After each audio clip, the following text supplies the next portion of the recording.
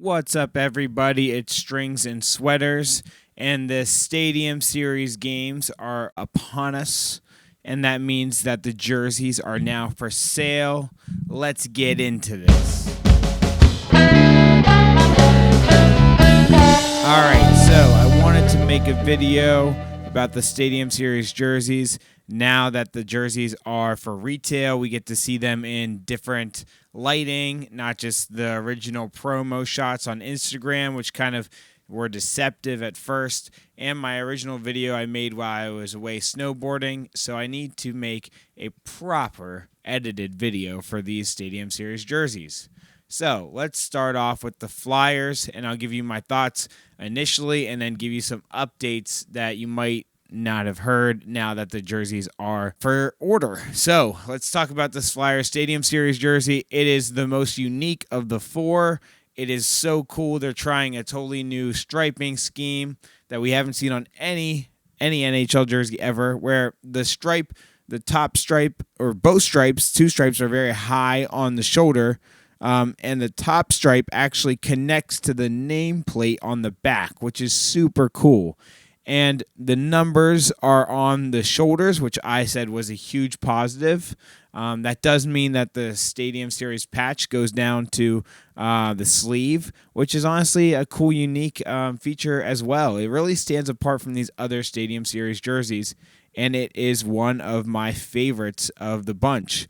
But now that these jerseys are online for us to grab, there are some design flaws I want to talk about. The first being that these blank jerseys, well, they have nameplates on them. So if you were to order a Flyers jersey with no player on it, no numbers, it would not have a nameplate on the back. And as you know, the Flyers home jerseys have the specific, and I believe away jerseys have that specific nameplate that's usually a different color from the rest of the jersey, so it kind of stands out.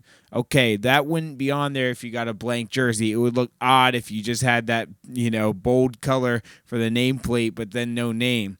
Well, because the stripe on these jerseys goes around and forms this kind of like nameplate, you get that on the back, and it doesn't necessarily look like there's a stripe on the back of the jersey. It looks like there's a nameplate on the back of the jersey, but no name. Kind of awkward looking, so that might deter some people from buying a blank one of these, although it is very much cheaper to buy a blank over the stitched version on fanatics.com or wherever you buy your jerseys. These are pricey right now. The numbers on the shoulders moving the patch. Well, the interesting thing about that is if you get a blank jersey, again, on my soapbox about these blank jerseys, if you get a blank jersey and the numbers aren't on the shoulders anymore, you still have the patch down on the sleeve, which makes sense because you want to stay consistent to the jersey being worn by the team. But it's actually kind of confusing as to why is this patch that's always been on the shoulders now on the sleeve when there's no, the shoulders are just going to be blank with no numbers. I think for this Flyers jersey, if you're going to purchase this, it's got to be the one with the kit. It just doesn't make sense without the kit. Not a great jersey without it as a blank. I'm probably going to give this like a 7 out of 10 now because of just all the design flaws that come with the customization around this jersey, rendering half of its production line ugly. So let's move on to the Rangers. So this Rangers jersey was originally, the promo was shot, and it was being shot, the pictures were shot in like the NYC metro system. And if you've ever been in the metro system in NYC, you know that there's lots of cream. The tiles are cream. The lights are not great. They're kind of dim, and that's exactly the effect we got. I had assumed this jersey from the promo videos was a kind of an off-white base, but now that it's out, it is just a super white away base, and honestly, that takes it down a little bit for me. I really was hoping that it was going to have this kind of off-white cream color, but that's okay. This is still a badass jersey. I think the logo crest on this jersey is one of the best Stadium Series to ever drop. It is perfect in how large the numbers are, how large the front crest NYR is.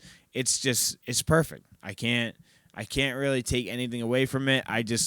It would have been that much more perfect if it had a cream coloring like we saw in the Metro. But that's how it goes when you have to take your first reactions off of these Instagram promos. Let's talk about our next jersey, the Devils. So the Devils, we got the black shoulders, and on the black shoulders, which I didn't see before, we have this Stadium Series patch. And the Stadium Series patches this year have this very kind of like, I don't know what to call it. It almost reminds me of it's like mechanical, robust.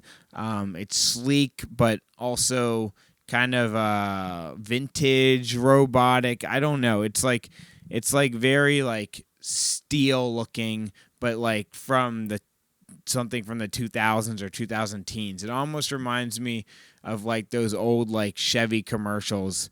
It reminds me of like the Chevy logo or something like that. It's got this real kind of like metallic, robust look to it. And I think it works the best with this Devils jersey, it being black. I do think that this jersey kind of falls to its nature in that it's trying to be this, black and red, two colors clashing, nothing else. That's the concept they went with, and I think it kind of takes a hit on how much I would rate this jersey, because I think it needs a little bit more detail.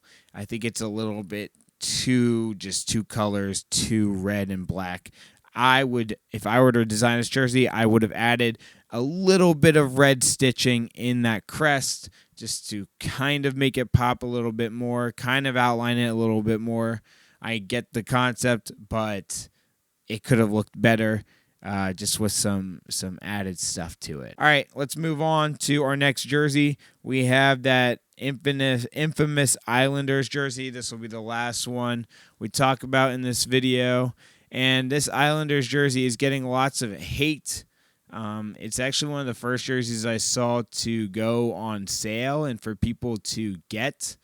And it's getting a lot of hate. I didn't like it at first because the colors just reminded me of the Oilers alternate jersey, which I have here. The colors just remind me... What am I doing? The colors just remind me of this Oilers alternate jersey here. It's just so similar. And then you have that middle aisles and the orange stripe that goes around the torso. We've seen it before. This is the most boring Stadium Series jersey to ever be made. Boo-hoo. I think everyone agrees, though. I will not be purchasing this Islanders jersey.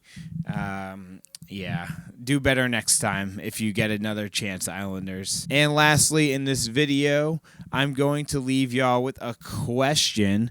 So announced recently, we found out that the next Winter Classic is going to be in Chicago, and I believe they're going to play the Blues.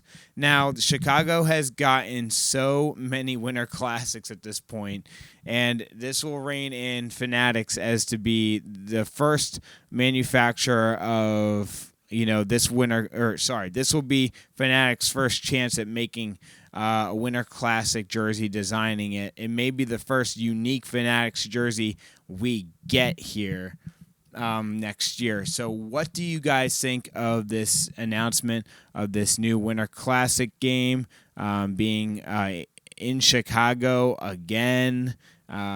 Teams that have been in the Winter Classic, why are we not giving other teams the opportunity? It would be sweet to see a team like maybe the Florida Panthers get one.